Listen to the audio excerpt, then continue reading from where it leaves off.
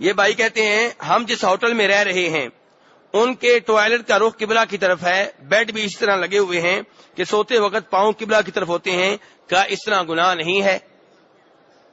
فرمایا نبی صلی اللہ علیہ وسلم نے کہ قبلے کی طرف منہ نہ کرو، نہ قبلے کی طرف پشت کرو، پیشاب کرتے ہوئے اور پخانہ کرتے ہوئے۔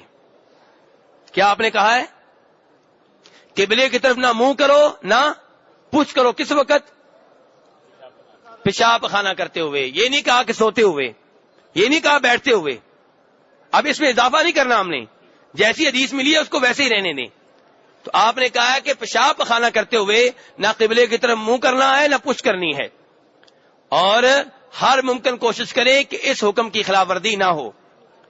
لیکن ایک روایت میں آتا ہے، اور وہ بھی صحیح روایت ہے، عبداللہ بن عمر فرماتے ہیں رضی اللہ عنہما کہ نبی صلی اللہ علیہ وسلم کو میں نے دیکھا، ایک دن آپ کسی گھر کے اوپر بیٹھے ہوئے تھے اور قضائے حاجت کر رہے تھے، اور آپ کا منہ بیت المقدس کی طرف تھا۔ بیت المقدس کدھر ہے جی؟ ادھر۔ جب آپ کا منہ ادھر ہوا، پشت کدھر ہوئی؟ قبلے کی طرف ہوئی۔ تو اس سے کچھ علماء کرام نے یہ مسئلہ سمجھا ہے کہ اگر بلڈنگ کے اندر ہو تو گنجائش نکلتی ہے اس حدیث کی بنیاد پہ۔ اگر ہوٹل ہے، بلڈنگ ہے، گھر ہے، لیکن پھر بھی میرے بھائی کوشش یہی کریں، بہتر یہی ہے کہ بلڈنگ کے اندر بھی آپ کی باتھ روم کا رخ جو ہے وہ قبلے کی طرف نہ ہو، نہ پشت ہو۔ اور صحرا میں، جنگل میں تو بالکل نہ کریں، کھلے میدان میں تو بالکل نہ کریں، لیکن بلڈنگ کے اندر اگر کہیں ایسے بنا ہوا ہے تو پھر بھی اس کا حل موجود ہے۔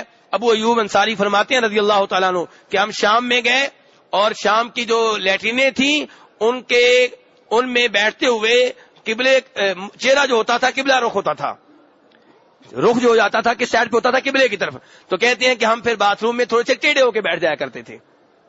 تو آپ ایسے باتھ روم میں ٹیڑھے ہو کے بیٹھ سکتے ہیں، اور اگر پھر بھی کوئی سیدھا بیٹھ جائے تو بلڈنگ کے اندر ہو تو اس حدیث کی بنیاد پہ جو میں نے بتائی ہے اس کی گنجائش نکلتی ہے۔